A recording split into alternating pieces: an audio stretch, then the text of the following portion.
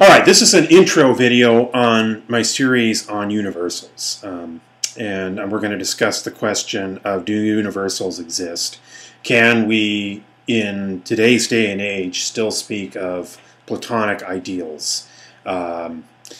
Even in the realm of geometry, we no longer speak of the idea of a circle as having an existence in space, because space-time is curved, and what if a black hole comes along and curves space-time so much that your circle isn't a circle anymore?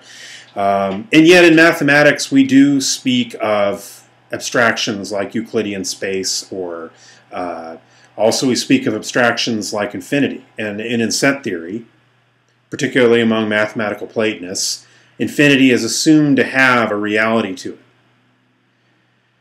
Curiously, for the longest time, infinity did not have reality to it among physicists, although that point of view has now shifted to where there are physicists who speak of the universe as being infinite, in a way, curiously, like they did once in the day and age of Euclidean geometry, 19th century space-time concepts. They're now speaking again of a flat universe, or of an infinite universe, or of a saddle universe, or, yeah, okay, maybe the universe isn't infinite, but we could have an infinite number of other universes and brains.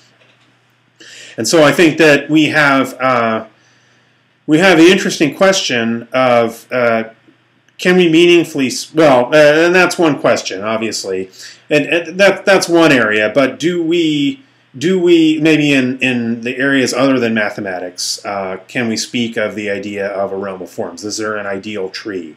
There's a tree out there. Okay, is there a tree that is a description of the set of all trees? Or how would we put this in set theory? Maybe we wouldn't. Maybe let's just leave the idea of a set aside. Let's just look at a category. Okay, the category of trees. Is there something called the category of trees that would then have the ideal tree?